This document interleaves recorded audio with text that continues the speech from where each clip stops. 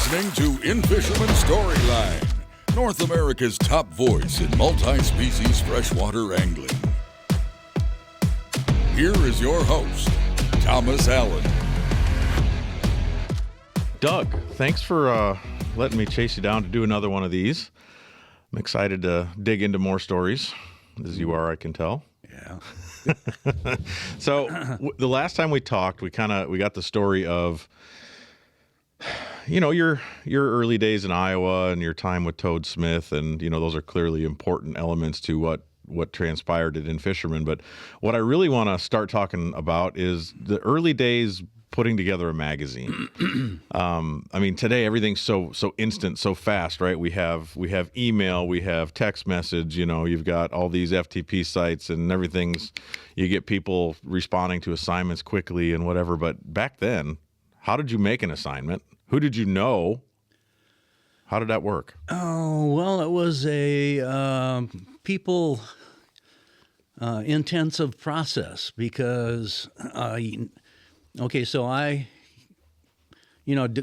far do you want to go back?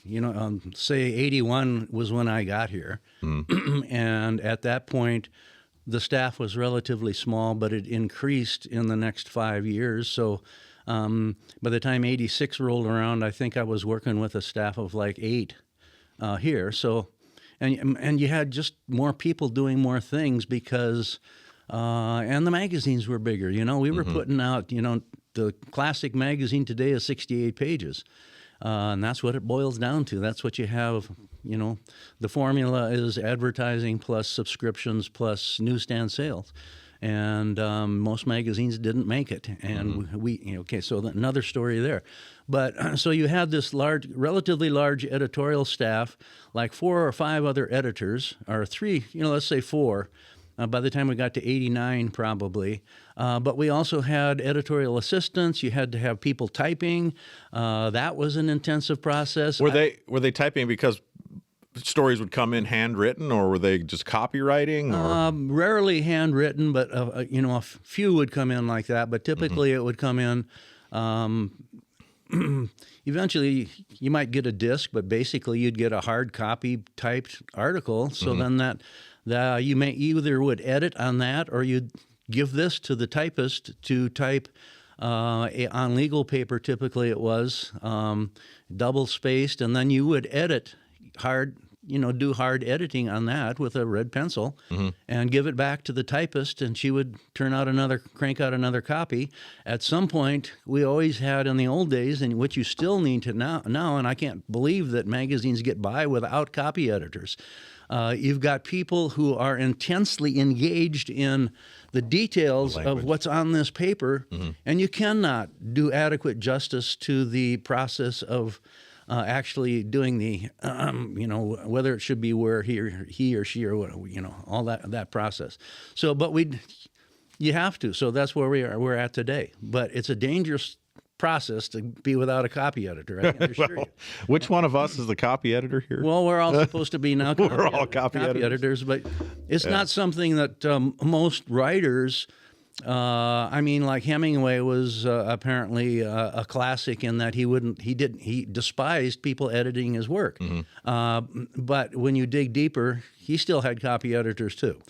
He may have not liked them very much, and anyway, so you've got the copy editors, and that's only on the editorial side of the thing. Then when you pass the article on to the art direction side of the deal, that was totally different, and that was people intensive because they pasted all this stuff up on boards to shoot it at a different place. Then it came back, and it was just people intensive.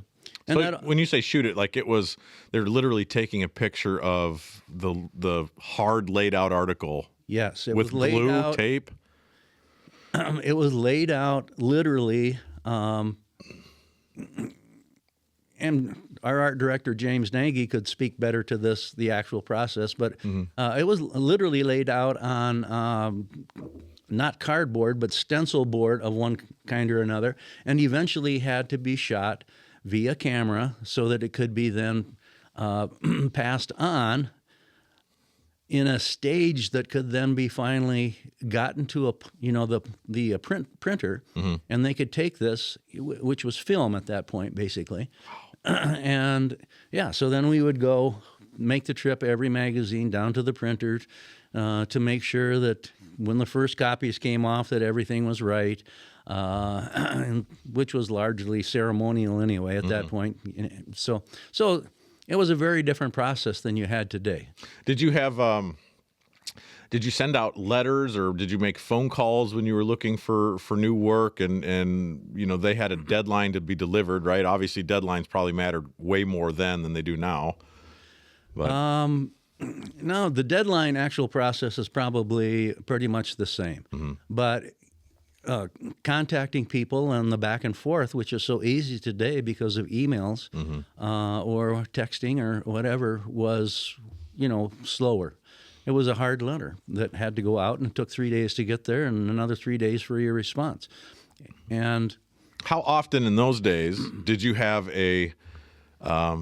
I'm sure you had similar to what we've got now, a core of contributors, but in those days, did you just arbitrarily get like a story in the mail? And very seldom, I would guess, those made the cut, but did those kind of factor into what made the magazine? Well, from the beginning, In-Fisherman was meant to be written for 1% of the 100% of people out there. So it was by process of immediate elimination. Most people couldn't cut that kind of, and the writing was basically secondary in the beginning.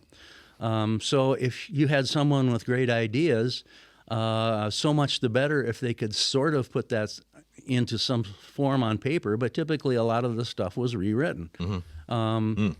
So, but it was it's always been a small core group of people that could actually write the kind of things that was required by In-Fisherman. As I was saying, back in those days, we were doing 68-page magazines today, and most of the time for about a period of 8 years, we did magazines that were over 300 pages in the springtime because of all the advertising. Of course, that's all changed. All the, what used to be a dozen companies all making jigs got consolidated into 2 companies that still own those companies. So a major change there. But in our last episode, we talked a little bit about how you, I guess you didn't have an intention early on to write, but it's something that came easy. And so when you made the move to Brainerd, got established here and started, I guess, creating the workflow and managing the workflow, was it a hard process to kind of step into the editor's shoes, or was that like a natural thing for you? Just had you grasped the language and it was easy to clean up? Well, we were, as a staff, we were highly skilled anglers. There was a time, believe it or not, when there was a small core group of people that knew more about fishing and the conditions that it took to catch fish. I mean, it was like 20 people. You had great anglers and a core group of people like that in the South, and you had a core group of people like that in the North that understood basically. They may not have come to the process exactly through the fish location presentation part of the package that we sold or that we taught by, but it was still always the same process. There is no other process. It doesn't make any difference if you've never heard of fish location presentation equals success. It makes no difference. It's still the same process. You still... if you're a great steelhead angler, whether you're a fly fisherman, you still understand the fish. You have to understand the fish so that you know where they're at, and then it's, okay, how can I catch them? And then you get to all of these fine details about, how can you actually do this and how do this a little better, and you dig into this and dig into that. And so that, if you go even back to the beginning, when you were looking for people, that was such a small core group of people, so it wasn't like you had to go out. And if you looked at Outdoor Life, none of these people could write for In-Fisherman. They were great writers, but it wasn't that they had the mindset that it required to do this sort of teaching. But this wasn't, and this started to change as we went through, because certainly this was not fine literature. Yeah. And you go back to the very beginning, I mean, it was painful to read, but you wanted it so badly that you muscled through what was really poorly written material. If you would go back to those early magazines, and if I had to edit that today, you could take, in a lot of cases, 2 pages worth of material and make it, half a page, and you'd be saying the same thing. We were poor writers. I taught myself how to write. I always had a knack for writing, but I didn't. I was a science teacher, and that was my background: health, education, science, athletics. That was my background. But I also like to write, and so as you went along, you went through this process, and a lot of the people that wrote for us went through the somewhat similar. You basically taught yourself how to write. Yeah, baptism by fire. You kind of got to just do it and learn the hard way. You know what got me into trouble in high school, and trouble is not the right word, but I every time I had the opportunity to write a paper at the end of a semester over taking a test, and they did give us options, I wrote the paper every time. Yeah. And my dad's like, "Why do you have D's in all your homework and then you have an A on your final?" I'm like, I just kind of BS'd my way through it. And he's like, "You should be a writer." I'm like, "Yeah, that sounds terrible." And I think at one of those points I told a story about a deer hunt that I had enjoyed, and there's just the details is, you're a bow hunter, you remember that first trip out, the smells, the sound of the leaves blowing, and then is it a squirrel, is it a deer? Like, those are all little details, but I accidentally had a knack of explaining that, I guess. Well, people have, and I realized this when I was teaching, kids, we all have aptitudes, I guess we're bent sometimes in a certain direction. Mm-hmm. And kids, you see kids who don't have any interest in reading, but they're interested in cars, and they finally get so interested in cars and want to know about cars so badly that they teach themselves how to read. Mm-hmm. And that's,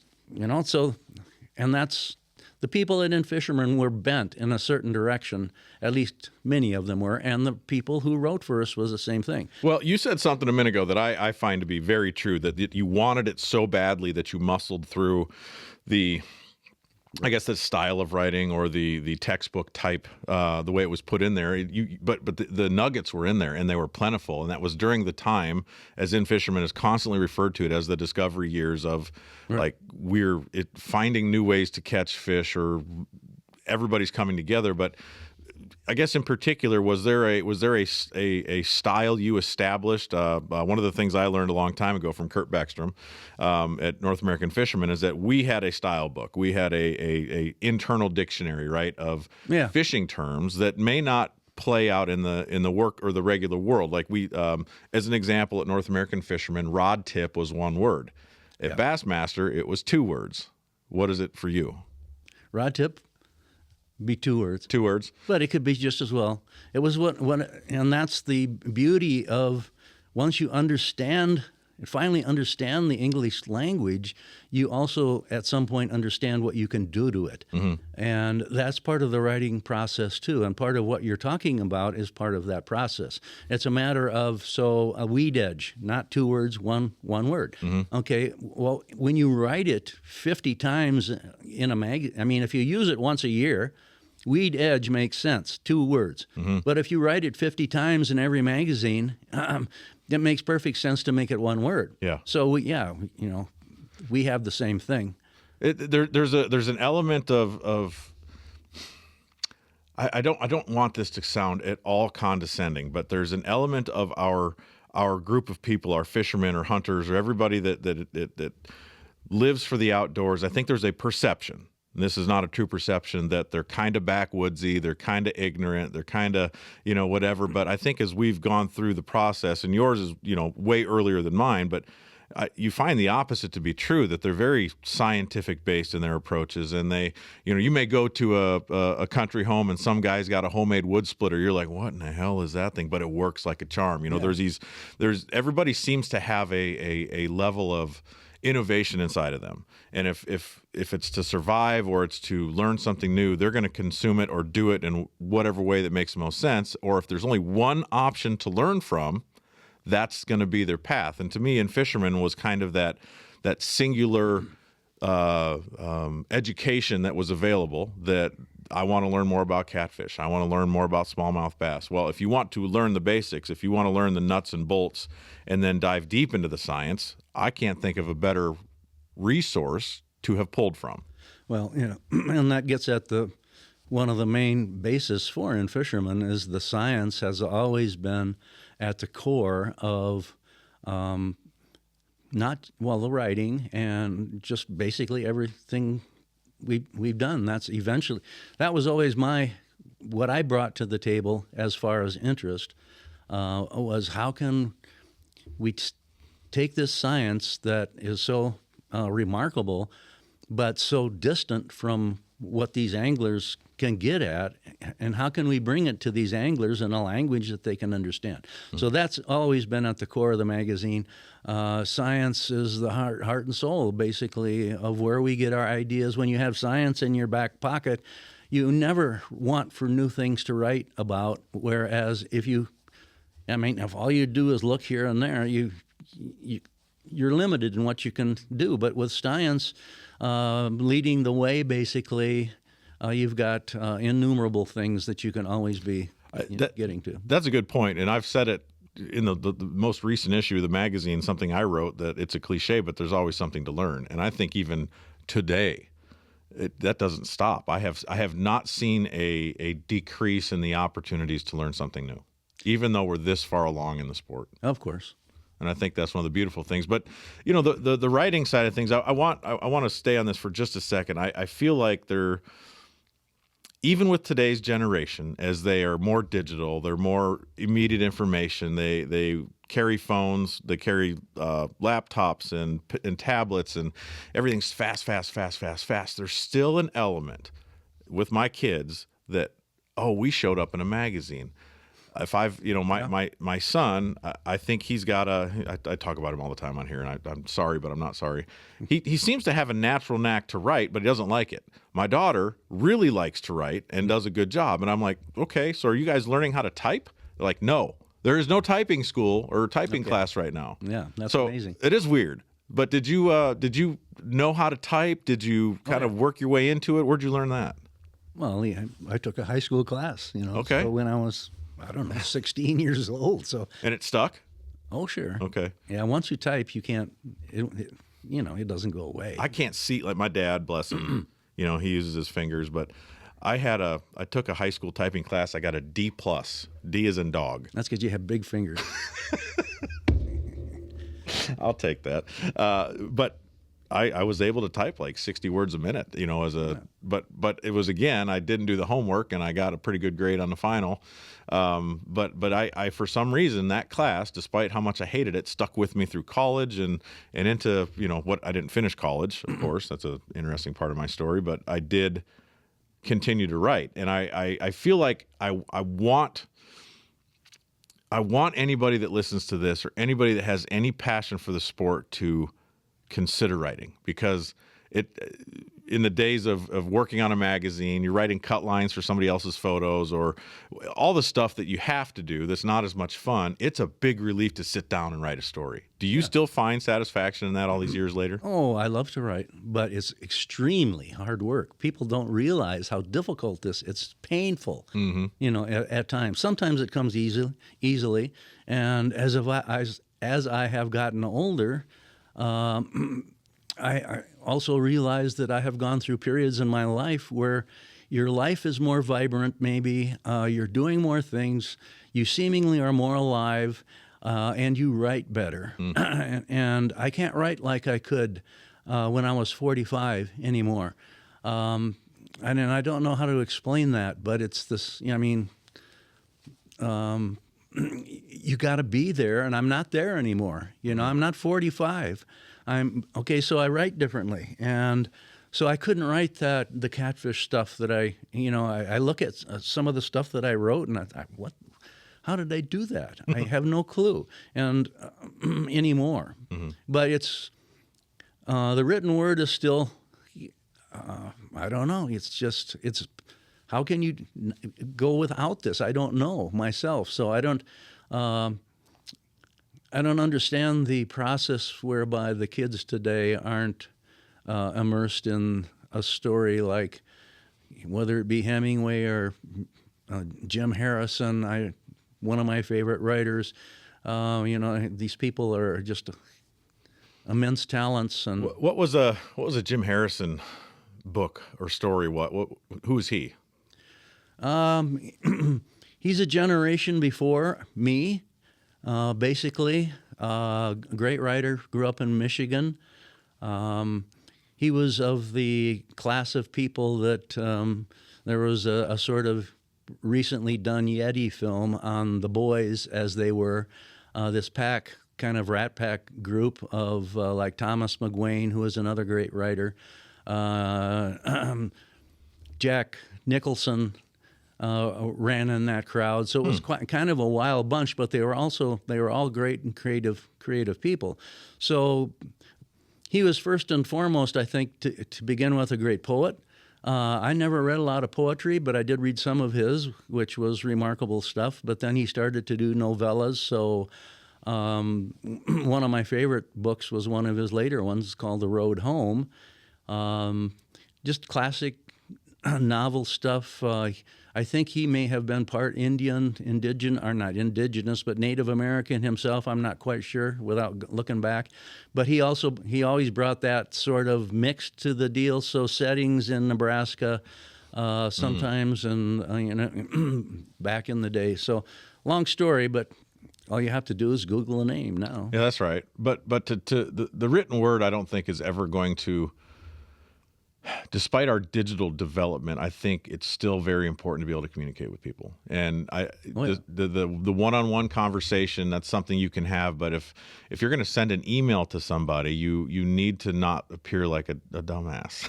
Yeah. Make sure your commas are in the right place, your words are spelled right. I know that they still really push English and literature in modern day schools. I don't see kids sitting at computers writing.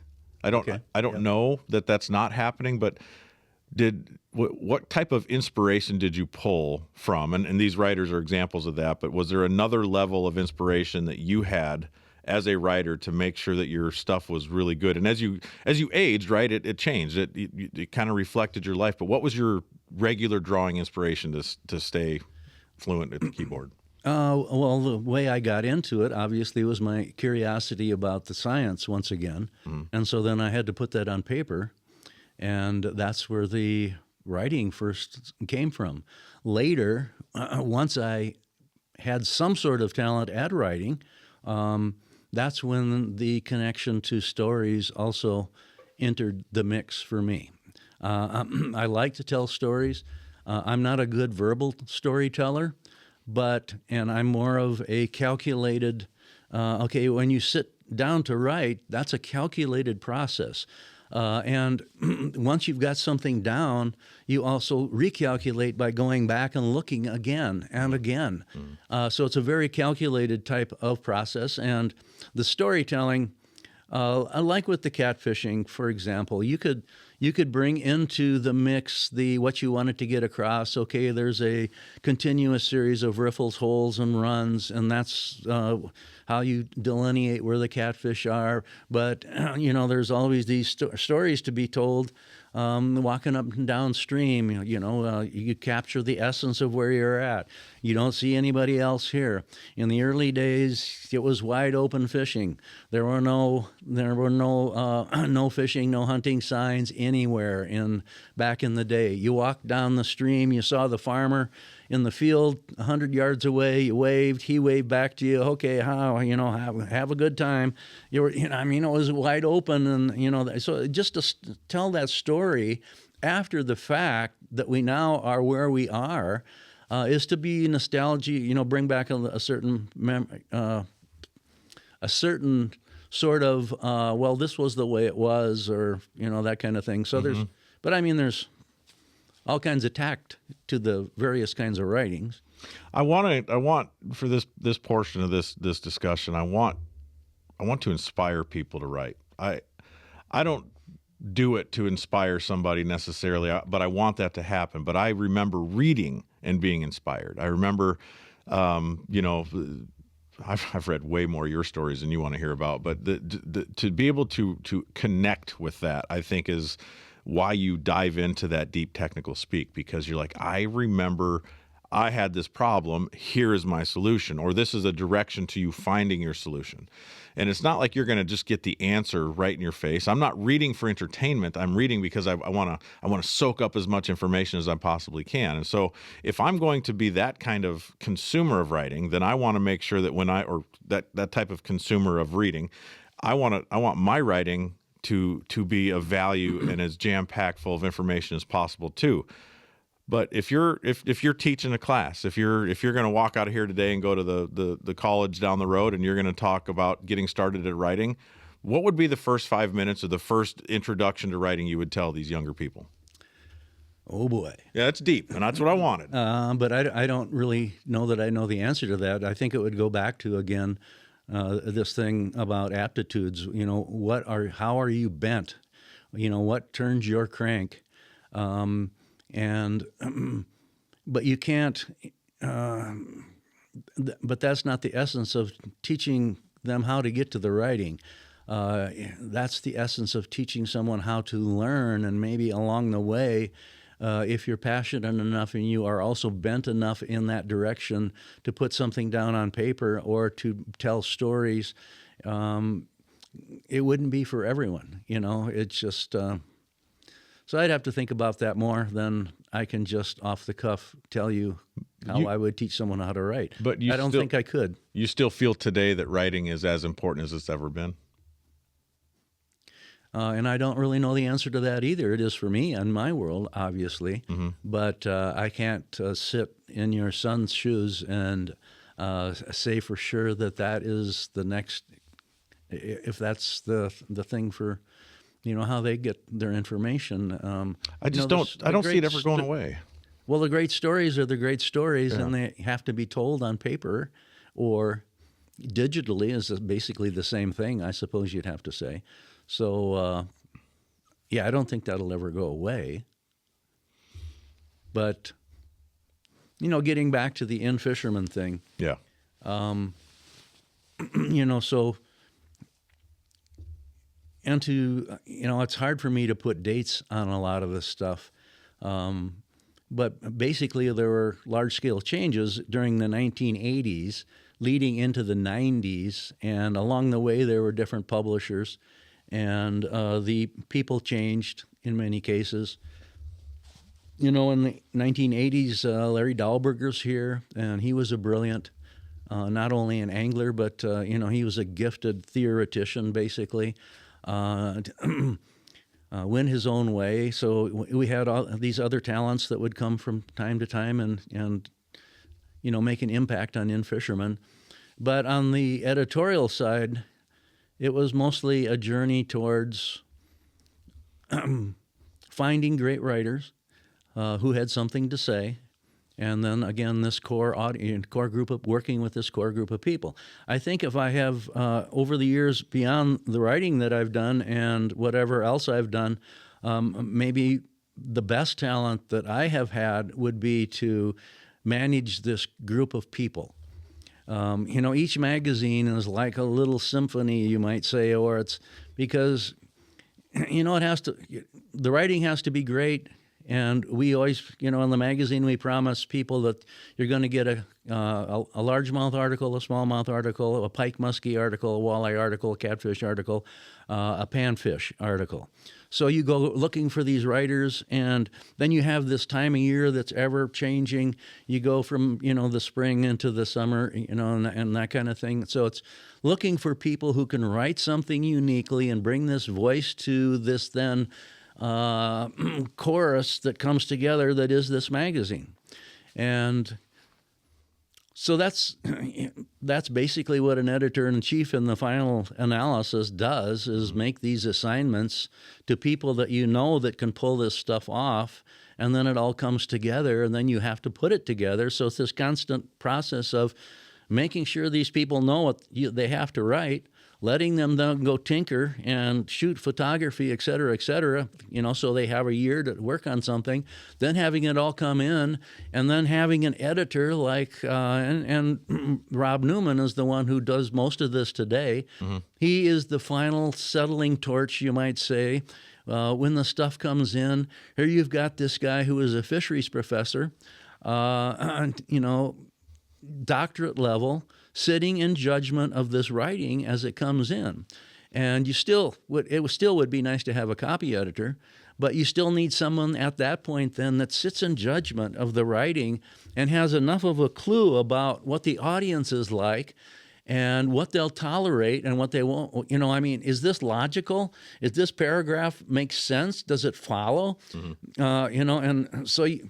It's not just great writers. It's people with the vision to make the assignment to these people, then have them pull it off with great alacrity and insight, and then send it in, and then have this core group of editors sit with it so that it makes the most sense possible. It flows beautifully. It's easy to understand. And then it goes to an art director who has this genius that brings that genius to the process too. Yeah. So that's what it takes to put a magazine together and survive. And so far, so good. But we do these other core things too, obviously. So we do, and I think that I want you to go back to the core of writers thing. I think I've told this to you before, but I sent you a package of some published work and some queries and whatever, and I got an email back from you, and it was a short no thanks kind of thing, and this was a long time ago. Okay. And I'm like, man, I'm never going to get in there, but it took me coercing Todd Seisner and telling him to tell you.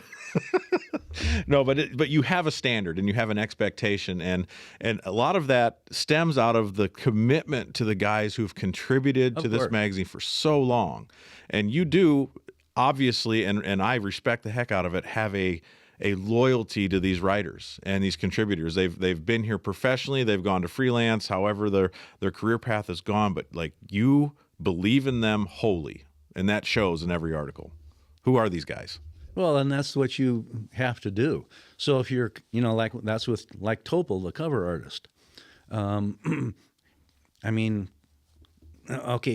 group. Well, I won't go there. You have to believe they have to. If this is your quarterback, and this is your quarterback, then that's your quarterback. You can't be and you can't be nitpicking this and nitpicking that. You have to believe, and then when it comes in, if you can tinker with it a little bit because it's a little bit off. But Topol, one of the great fishing artists of any time, everything that came in wasn't always great. Mm-hmm. Sometimes, but 90% of it was, and that's the core of the deal. You get this great person, this great talent, then you instruct them on what you want for the cover, which he was always highly in favor of, and then he brought this brilliant look to this cover assignment. But then when it comes in, and this was always the before I started doing the covers, which was probably in the late 1980s, it was always Ron and Ron Linder. So you had these two brilliant minds, but they were forever like this. So Ronald discovered Larry Topol, mm-hmm. So brought him into the fold, and Ron thought that he was adamant about what he thought a cover should be like, and what it would take to sell a cover on the newsstand. So, and then Larry, of course, brought this brilliant background from being in the in agency work in the auto industry in Detroit, but they would just lock horns tremendously all the time. I've heard some funny stories. Ron, well, I'll tell you the story of the mouse butt cover. So Ron insisted that it was absolutely vital that the fish be front and center on the cover, and that the eye be, if possible, be dead center in the cover, middle, of the cover. That was sort of his overriding insistence to Larry Topol. Well, Larry and Ron knew very little about actual art, but he knew what he wanted in the cover. So then you've got Topol over here, brilliant artistic mind, and having to listen to Ron tell him about how he should do his paintings.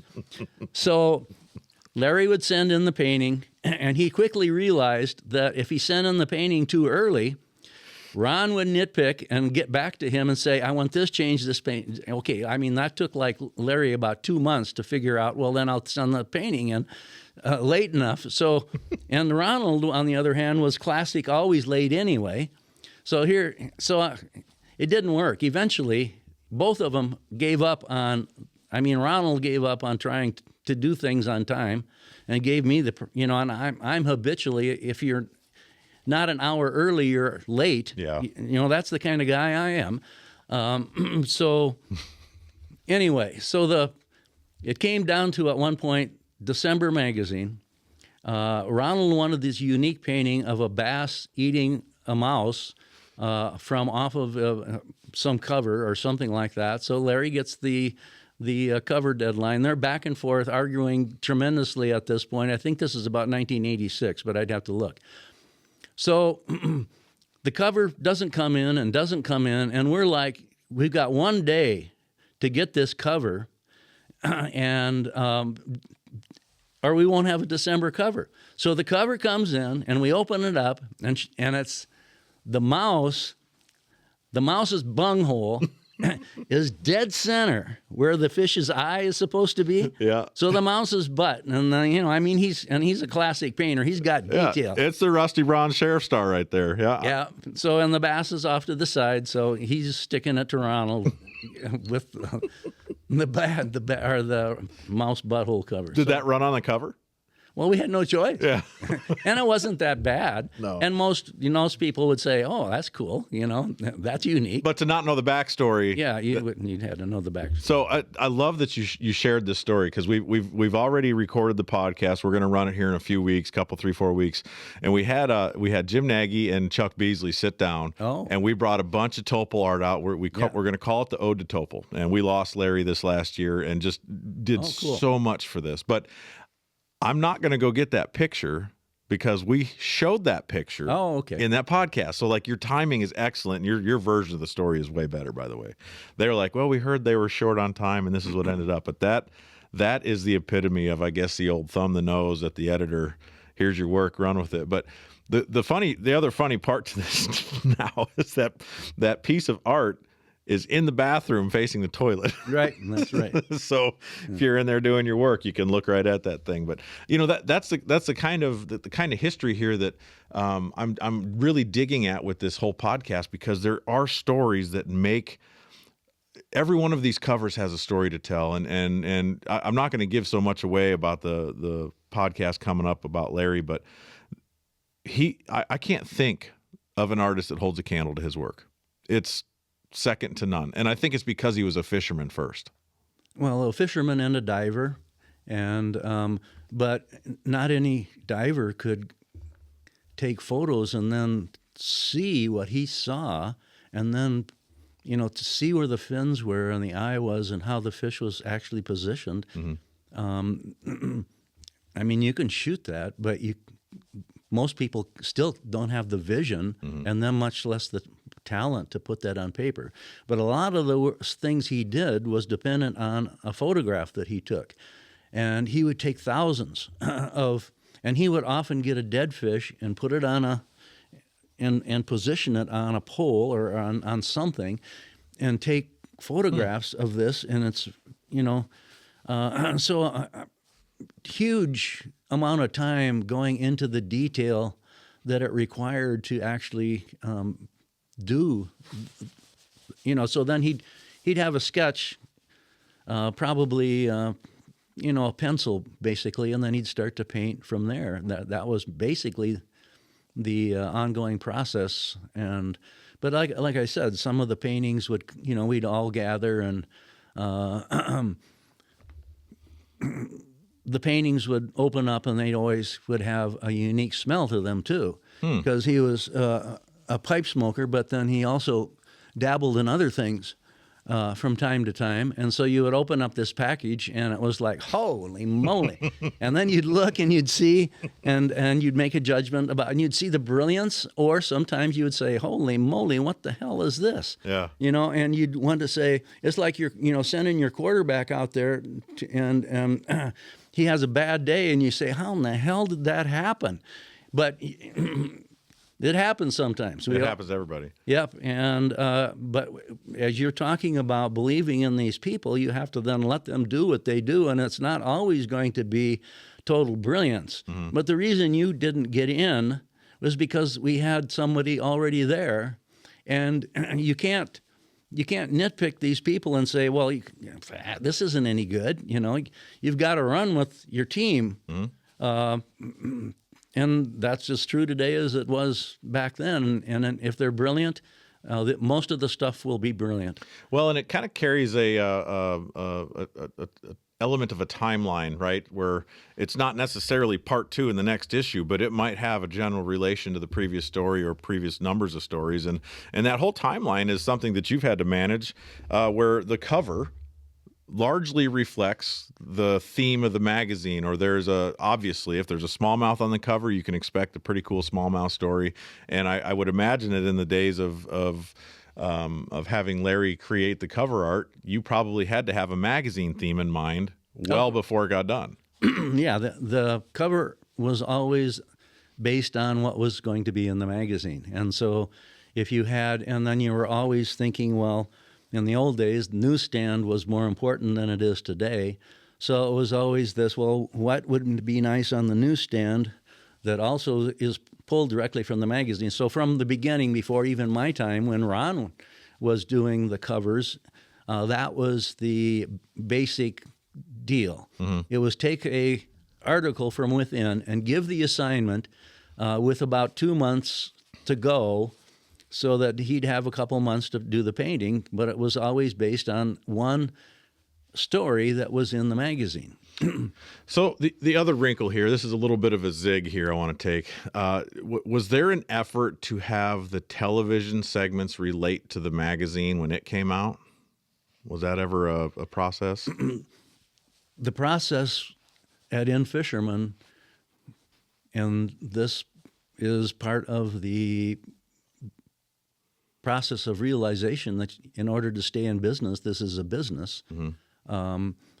Everything always revolved around the core thing that brought the money in so that you could stay in business, which was the magazine. Mm-hmm. So if you did books, something in the book pushed back to the magazine. And so the television show wasn't a creation of just being a television show to entertain and educate.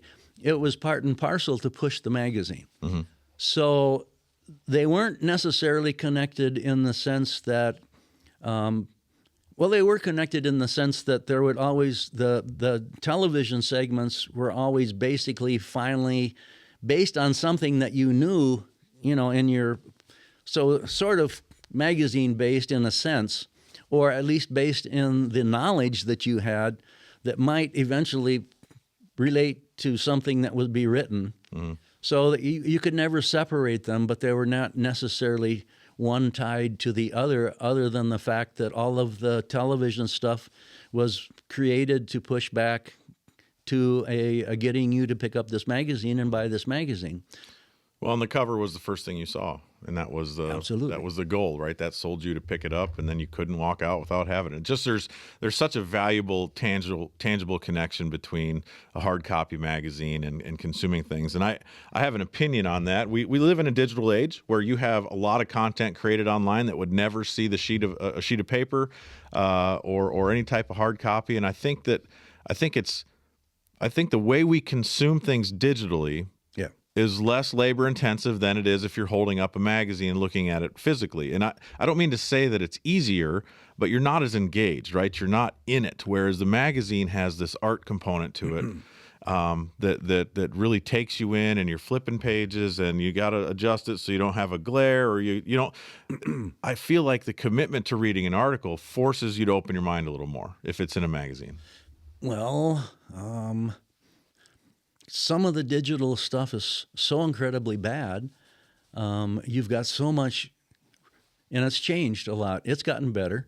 And the majority of stuff that you now see is better. Not that I'm a student of the process like you would be, but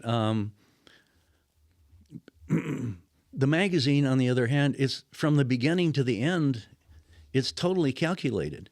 You've got these great writers, the process that we talked about. You've got this person who has a vision of what the magazine should be, who then assigns your great writers these various topics to come together for the May magazine to be this great read in May. And you're a multi-species angler, so you get largemouth, smallmouth, right down the line. And then you've got these great writers, and it's all calculated. Okay, whereas some of the stuff I think I see digitally on the YouTube kind of thing, it's like, where the hell did this come from? Just throwing stuff at the wall to see what Right. sticks because you're trying to meet an algorithm, right? Oh, yeah. Well, I can't speak to that. Well, I can't either. Hell, I don't know how it works. But in the magazine, your algorithm is laid out in that fashion. It's the calculations you're talking about. It's there, and it's not something that you're going to adjust to meet what is the current demand. But it's still the kind of thing that when you open it up, you read it and consume it, every single portion of that book, start to finish, has a nugget. There are nuggets, or there are pieces of information that are tangible. I just feel like it's easy. You're right about something. There's so much bad content on the web, but I kind of feel like we have this weird mental shift that if we're going to read an article online, we don't care so much if it's spelled right. We don't care so much if the photo's blurry. And that's right or wrong or indifferent. You can get away with a lot of that digitally. And of course you can go back in and make edits later, after it's published, which is, that's cheating. But when you're looking at a magazine, or you're reading a book, or you're watching a television show, I feel like the human nature is to be more critical of those finer components of making sure things are spelled right, making sure you're not stumbling over words on a television show. There's a demand for accuracy, I think. Yeah, and the cream always, as a cliche would say, rises to the top. So, what you're doing is quite remarkable, I think. Yeah, it's, and we haven't had this. You bring a unique new talent to this process that is part of what we do. And so it's a little bit like radio. At one point we had the largest syndicated outdoor radio program, I'm pretty sure, ever. 1,000 stations, I don't know how many millions of, for an audience. But the interviewers, it was either difficult for you sometimes, but some of them were, incredibly talented. So I think of Tony Dean, for example, who, but he would be a name lost to most people now. He had, not only did he have the smoothest voice, he had this intense background in what he brought to the process. He always knew a lot about what he was talking about and asking people about. And he was just brilliant at bringing stuff out of people. Wade Bourne was another classic. Those are the two that come to mind for me. Is working with them was such a pleasure, simply because it was so easy to talk to them, and so this is the kind of process that you have now with the podcasting, and you bring a real talent to this process. Well, I appreciate that. That makes you and my mom who think so. Well, that's a start. Yeah, that's a start. No, and that's the point here. Is there's so many stories that kind of.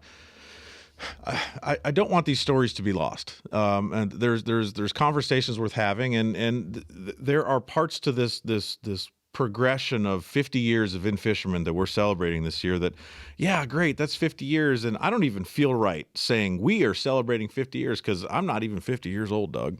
I mean, when you came to In-Fisherman was the year I was born. I don't want to make you feel old, but that's when it was. So I do feel having some of this information here, having you down the hall, having Rob here, and still having some of the old talking heads still here in Brainerd or reachable or accessible.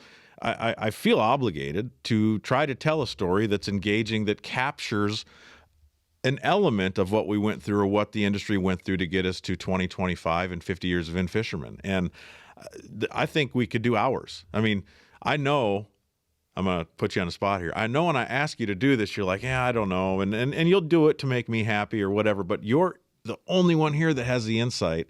And you're incorrect about one thing. You're very good at telling stories. And this is what I'm wanting to have, because you're the lasting voice. You're the titan, the gatekeeper of the history right now. Yeah. And by God, we're going to get it all out before you decide to kick the can. Well, I'm quite bored listening to myself. We all are listening to ourselves. Anyway, it's not part of a normal part of the process for me. No, but it's intriguing, and I dig it. So let's go back to something here. You know, we're at a very digital point in the magazine production process, and when you were starting, you were taping or pasting stuff to a board and taking pictures. So from that point forward, walk me through, I guess, a couple of the modernizations of magazine layout that occurred early in the days, and maybe bring it up to 90s time frame. Well, some of it would be I'd have to have somebody like Chuck Beasley here, because the production side of the process I've never been deeply involved in, and that is where a lot of the most significant changes have happened.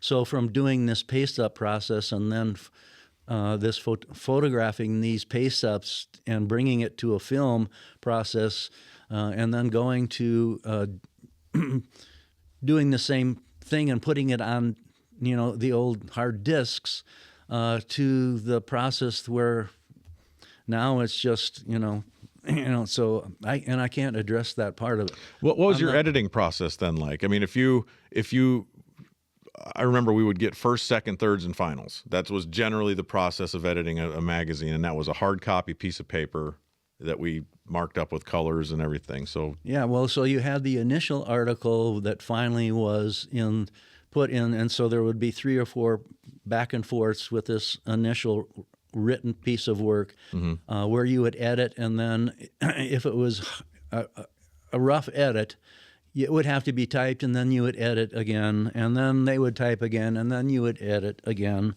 And if it wasn't a tough one, it would be just one round.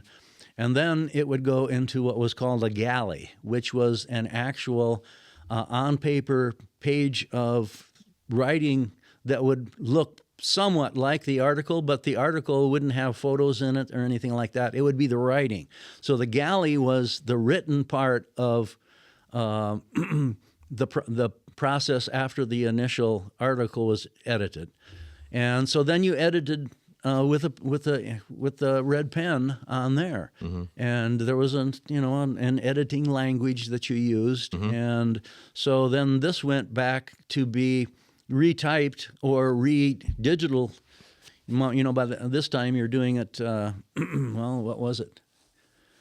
Well, anyway, the next process was to do a keyline. And the keyline version was the first time that the spots were the art person was involved. So then it would have gone from galley to the production side of the process, which in the early days was a different graphics house that was in Brainerd. So it was Nelson Graphic Design did all of our production work. They were in a different building, and so the galley went over there. They looked at the galley. They looked at your suggestions for photos. They looked at what the photo layout, what you gave them for photos, and then they came up with okay, well, let's use this as a lead. You may have told them that you wanted this as the lead, or you would have let them, so then when it came back in keyline form, you could see what was here, what was there for a photo. And so then you went through that process. You edited one more time, hard copy on that key line, and by that time it shouldn't have been, there was no large-scale editing anymore, but it was a comma here and a... Emergency stuff. Right. Yeah. And then it finally would go to what we still use today, which is a literal PDF hard copies of some, that you could see. And then that was your last, hopefully you didn't have to tinker with that at all. So you didn't have like a printer you could just send this thing to, print it off here in a building and look at it. You had to go to this place to have those in versions. The earliest days, yes. And when that changed, I'd have to look back into the process, and my guess would be that we started getting away from that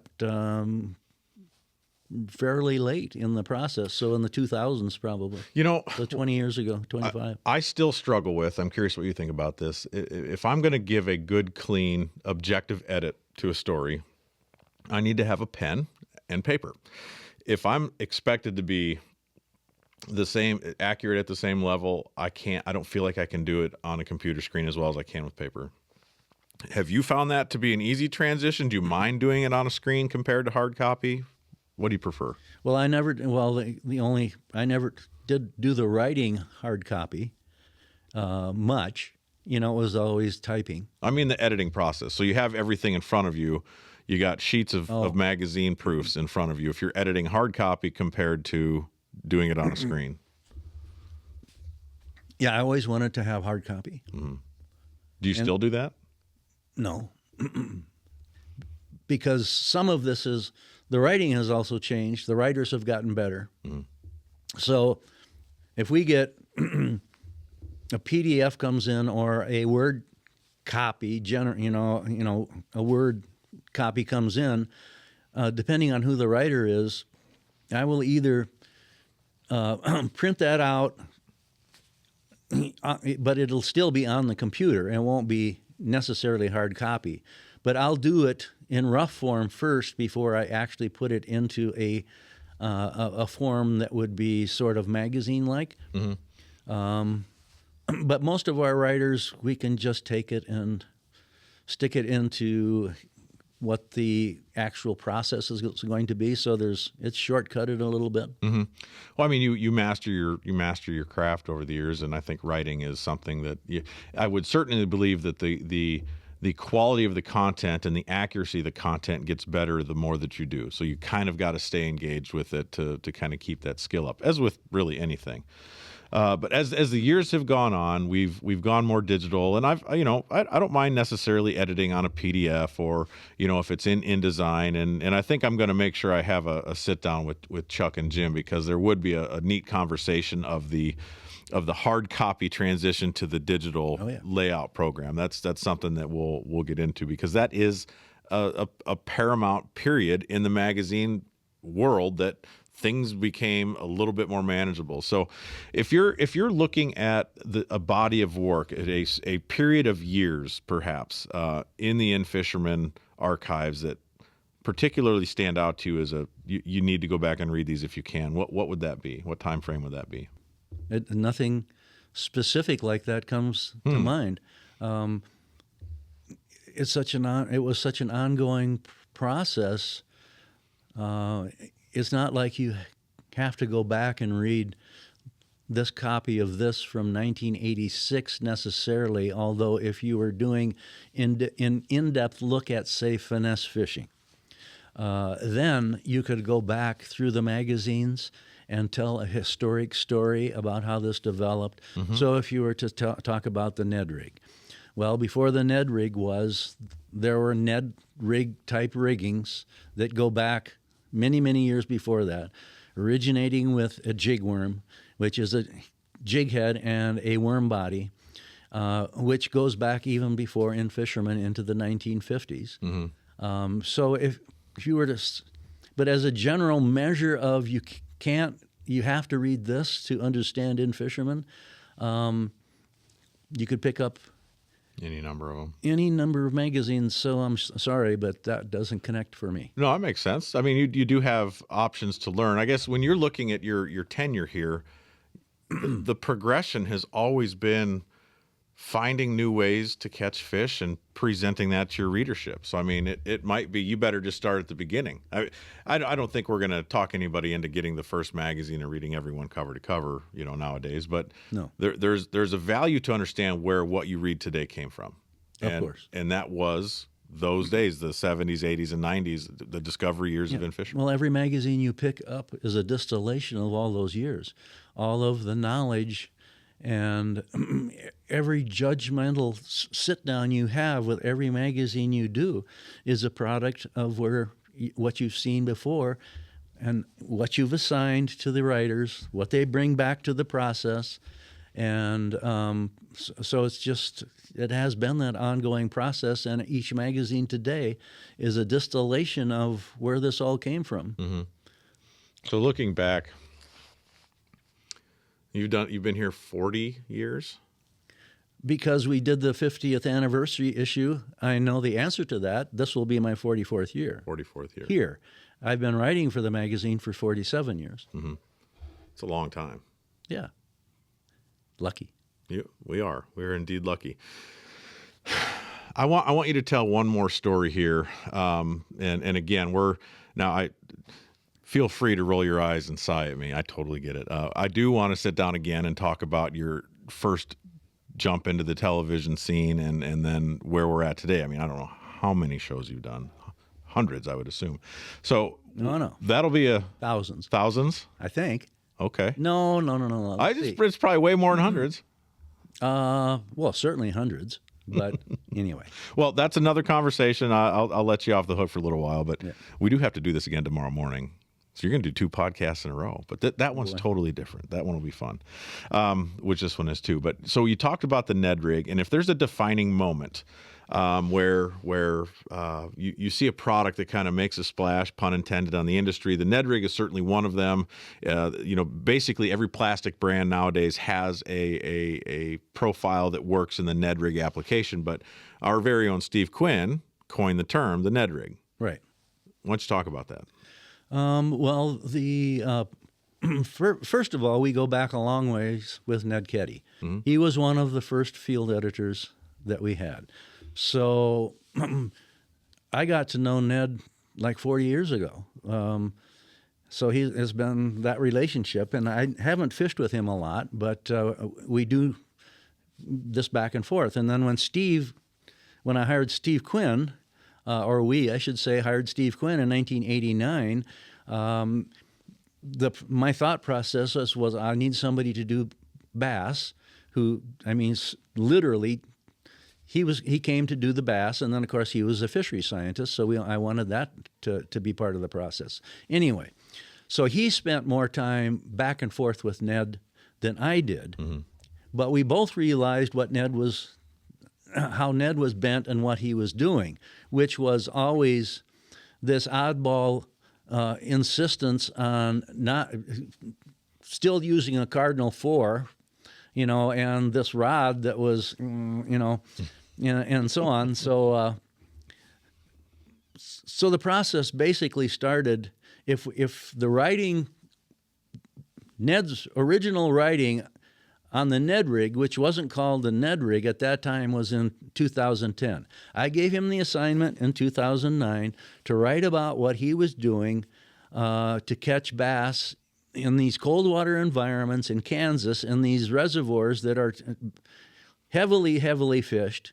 Yet his objective every time out was to take this little calculator, click, click, click calculator, and to make their objective was to catch 100 fish. Mm-hmm. If they caught 100 fish, they might get to 125, but most of the time, by that time, they only wanted to fish 4 hours. This was the way they approached their fishing. Mm-hmm. So it was try catch 100 fish. We don't care how big they are, 100 fish.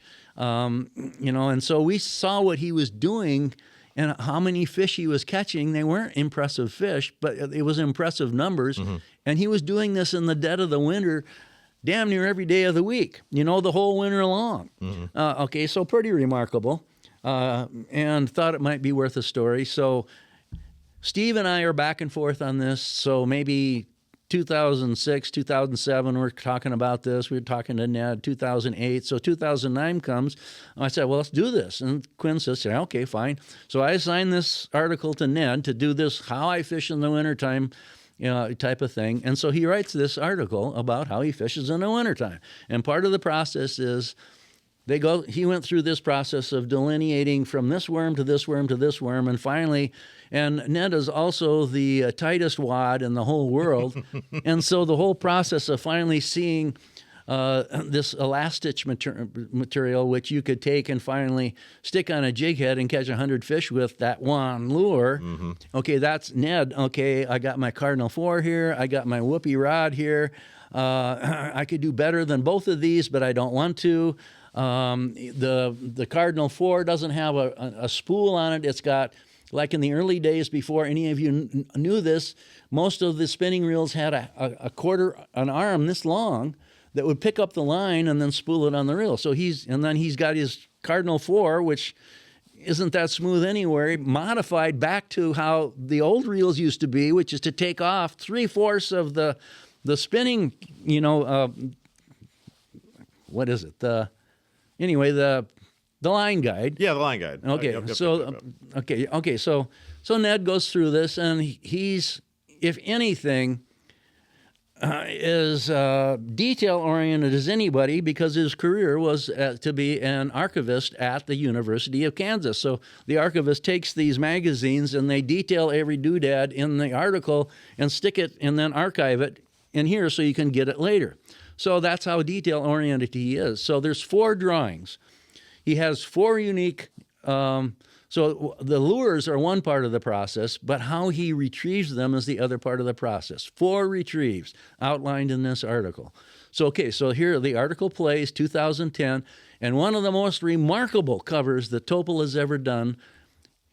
That's the article we picked out to have highlighted on the cover from Topol, and it's one of my favorites ever. It's giant largemouth bass approaching this little lure, about to eat this lure. It's beautiful. It's a remarkable cover. It's one of his best ever, especially for largemouth bass, and characterizing what's on inside the magazine. So he writes this in 2010. In 2011, Steve is going to then write about finesse fishing, and part of his observations on finesse fishing are going back to what Ned is doing, and he calls this, he then, in that article in 2011, if I'm remembering correctly, calls that rigging the Ned rig. So that's where the name, so the idea for this Ned rig, which transformed part of the industry, came from a In-Fisherman writer doing these remarkable things, being this remarkable person that he is, living this life outside of his fishing and inside of his fishing and doing these remarkable, insane things. That's where this came from. So it's the process of the editor seeing how remarkable this is, having the writer write the article, and it's remarkable in its detailedness, and then having another editor give it this name, and then thinking nothing of it except that it then everybody sees this and they say, holy crap, that's remarkable. And then some of the tournament guys pick it up and do quite well for a while. It's, yeah, you're always going to catch fish if you're doing this with this 2 3/4. The classic body now is 2 3/4 inches. That's what he came up with. Berkeley, and I go through this in the magazine too. I say, well, Berkeley scientific stuff actually points to the fact that it shouldn't be 2 3/4 inches. It should be 4 inches long, and a 1/2 inch thick is what the testing shows that bass actually prefer. Well, okay, so that's one test too. So what does that tell you? But this is what you bring to the process. It's always this little nitpicky, nit-gritty, have a look here, get deep into this here. Did you think of this, that? And that's what you bring to the process. And so that's where this came from. So now everybody's got a Ned rig, and 90% of the people don't know what the hell the story is about the Ned rig. So, it was the same with the Sluggo, 2 decades before that, where Zaleski picks up this unique soft bait, and the world has never been the same. That was the first soft stick bait ever. And it revolutionized. People don't know where the stick baits came from, and all of the different shapes and sizes, and part of the deal. You want to know something? What? I watched you on an In-Fisherman video talk about the Sluggo. And so I bought some Sluggos at a trade show, and it had to have been the Quad City Expo. I've mentioned that on this podcast a bunch of times. That was the closest fishing trade show for where I lived.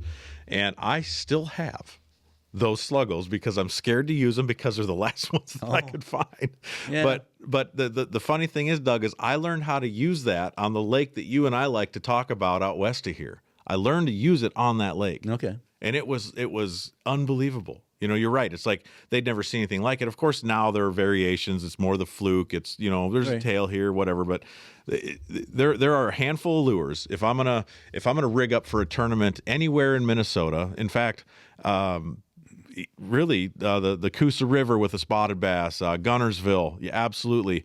I'm going to have 5 regular baits on my rods and reels at all times, and one of those is absolutely going to be a Ned rig.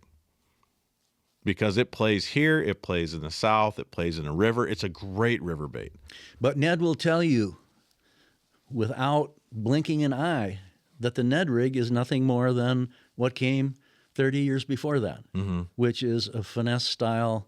He goes back to talking about the first marabou jig, which was, if you go back far enough in TV history, Virgil Ward and his brother Bill. They came up with these first marabou jigs. And from the marabou jigs came eventually, someone had the first, we talk about cream worms being the first. I'm not so sure they were the first, but, so that's part of the process. He will tell you instantly, I don't know why you're talking about a Ned rig. This makes no sense. It's finesse rigging, or it's jig worming is what it actually is, of a different type. Instead of 6 inches, it's a 2 3/4 inch. Which maybe was a result of necessity because you kept getting a tail bit off your critter, and now you're shorter the whole way. You're like, oh, they're still eating this thing. And Ned's too tight to throw that away. I think that's a pretty interesting part. But the valuable side to this story, Doug, and this is what I've wanted through this conversation is, you're right. Maybe it had been done for a decade, 2 decades, or a long time previous to it being written about, but it hit ink in the right way at the right time and became something amazing. And it is transformative in what it looks like. It has to be visually, just like a largemouth bass. They're the consummate visual feeders. Well, so are we. It has to look right. It has to. That's part of the marketing process. You cannot sell something that looks like a turd, except the turd. This one sells for some reason. It does. So. A funny thing there. I don't know that. Oftentimes, I'm skeptical to take the advice of a pro angler that says, "Well, you got to use this. They're only going to eat this," and you're like. Yeah, okay. Your sponsor says this is your brand, and maybe they're being honest. Maybe they're touting their sponsor. But on Mille Lacs, this is a thing I have personally witnessed. For some reason, that Z-Man TRD, we call it the turd, that's 2.5 or whatever inches long in that purple. I don't know the exact color, but it's like green pumpkin party, or it's got the green pumpkin with the purple accents and some sparkle.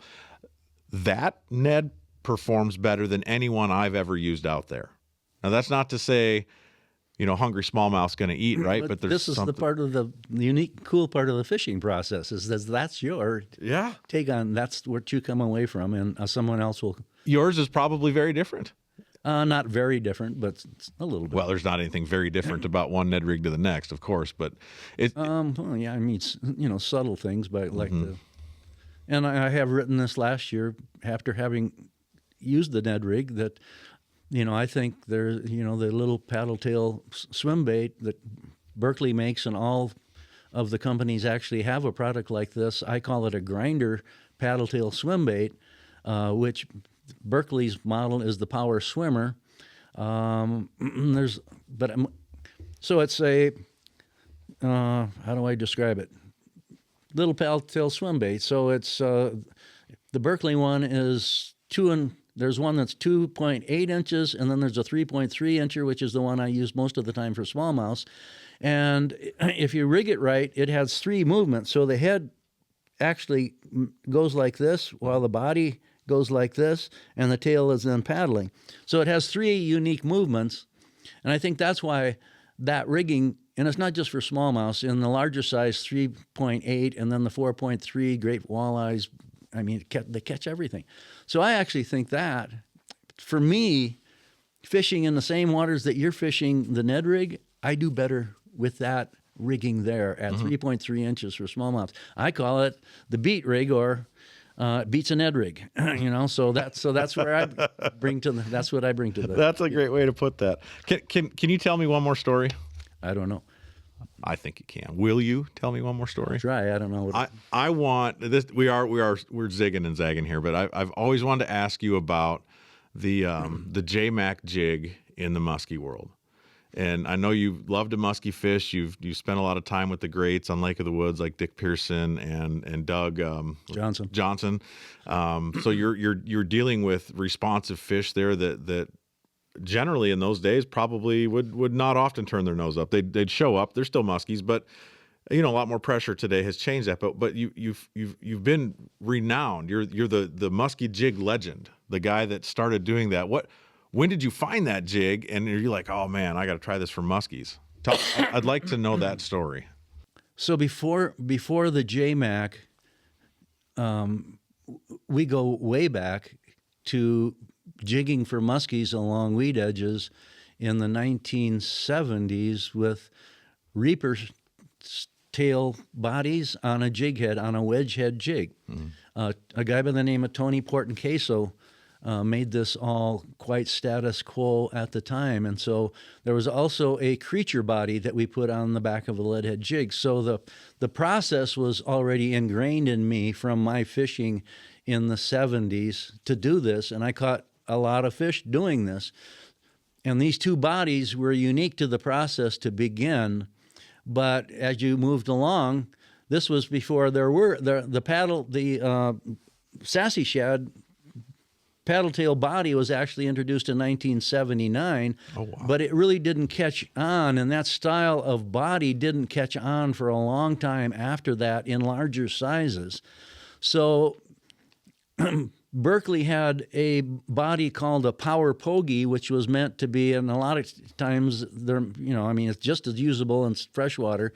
So that was a 6-inch paddle tail, and I started to use that, and then there's always this back and forth transfer between what I was doing in saltwater to fish for tarpon, which was always a favorite of mine. I would always take at least a week a year and go to the bridges and the keys and fish for tarpon, and it was always using some kind of style body like the jig head, and the only jig head that could hold up was the owner jig head, the ultra head, bullet head was the only one who could stand up to a tarpon, so I naturally had those and brought those to the process in fresh water. The problem was that you had the weed not being able to get through the weeds, although you always ripped, with the open jig hook.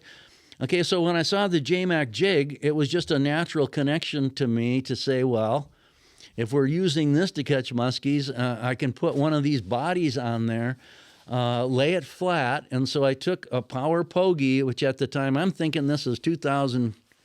I'm gonna have to go look. I started doing TV again in depth in 2001, and it was about that time that I first did this, and so I laid the paddle tail body instead of, and I've always been a stickler for doing it flat instead of up, because you get more hook gap when you rig it flat, and it looks just as good. It doesn't always fish the same. Sometimes you're better off with it up like this, but with the jig, it just made more sense to lay the pogie body flat.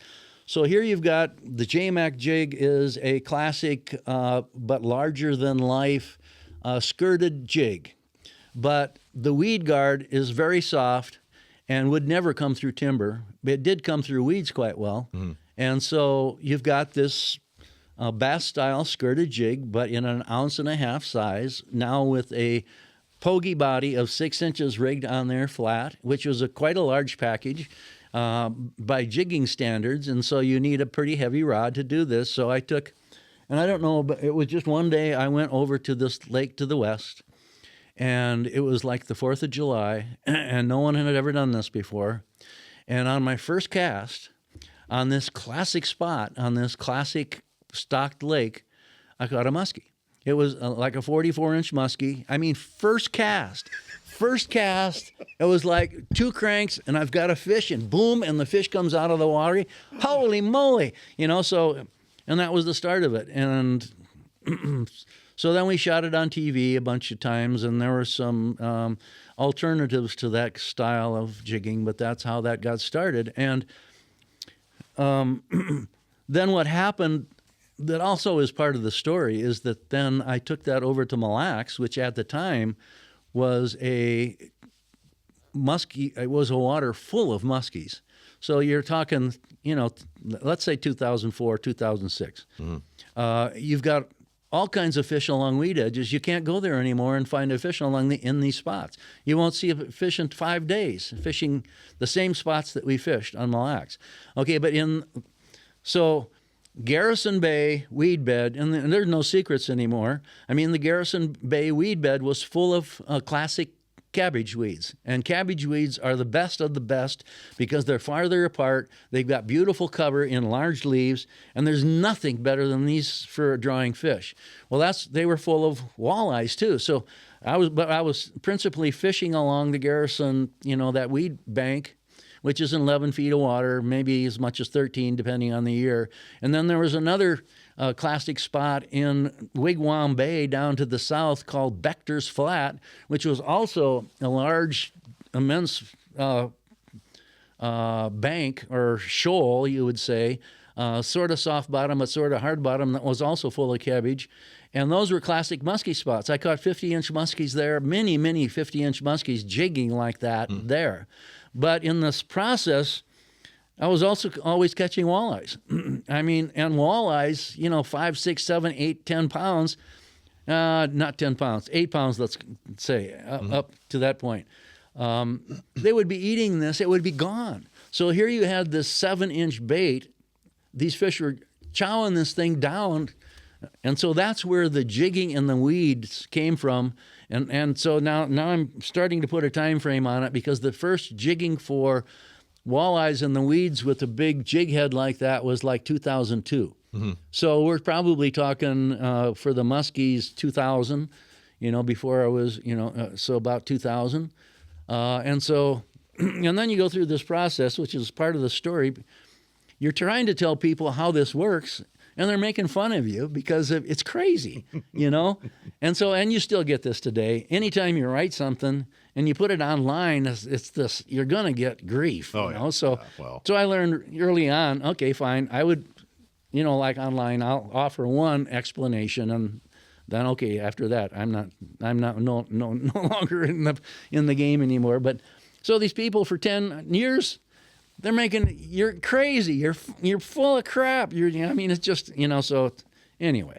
So that's where the jigging for walleyes came from also, it was part of that process of finding the J-Mac jig and the No, that's the muskies. To me, that's your signature musky donate or come on, use the words here, but that's what you committed to the musky environment in a world it's very difficult for a big box store or a big brand name to create musky baits, and because everything's custom, right? Everybody's building these in their garages and they're on the water. They're mad scientists. I would say musky anglers are probably the most, I don't know, skeptical, nearly mentally unstable anglers there are, and proud member of that group. But to take, I can't believe it. Your first cast testing out this system of fish ate, and that wasn't the kiss of death. You caught more that day, even, or was it? No, that was the only one that day.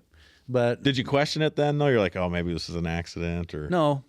Not really. No. And I started to use it on the river. It was deadly for many years on the river here, right out in the back of the office in this whole system. And as is the case then, sometimes these systems go, they lose their productivity. So fishing with Luke that time, Swanson, that day, my intent was for me to be casting this, and goes back like 5 years ago, to be revisiting this process with the J-Mac jig. Well, Luke fishing in front of me with a Red October 6-inch or 8-inch tube, I didn't have a sniff, so it's like, and he put 2 beautiful fish in the boat doing that. So it's... Well, that may not necessarily, I'm sure there's a bait component to that, but Luke is a tremendous fisherman. Of course.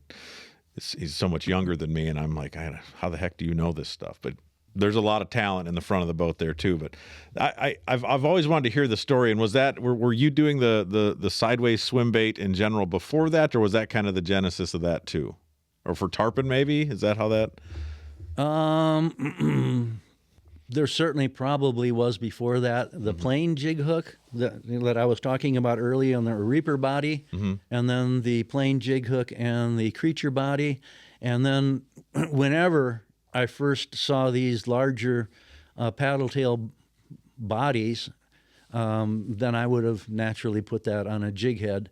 But I don't remember if the flat was part of the process.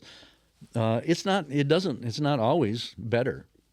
It makes perfect sense, though. I mean, you're right. You got more hook clearance, and your hookup ratio is going to go up. Yeah, and every time you jig it, it goes to the side many times anyway. So it's not like they don't see a profile that kind of thing. So I might have to try it. Maybe it's too late. It might be too late. Well, I think we're at a good stopping point here, and this is, again, Doug, this is exactly what I'm hoping to accomplish in talking to you, is to get some of these stories and fill in a lot of the gaps, and maybe connect a reader with a backstory that makes them appreciate the genesis of the Ned rig or the J-Mac jig, whatever it is. There's a point where that impacted your time on the water, or you saw it impact somebody's, and you're like, we got to tell this story. And that's really what I want to do in this position, is tell these stories.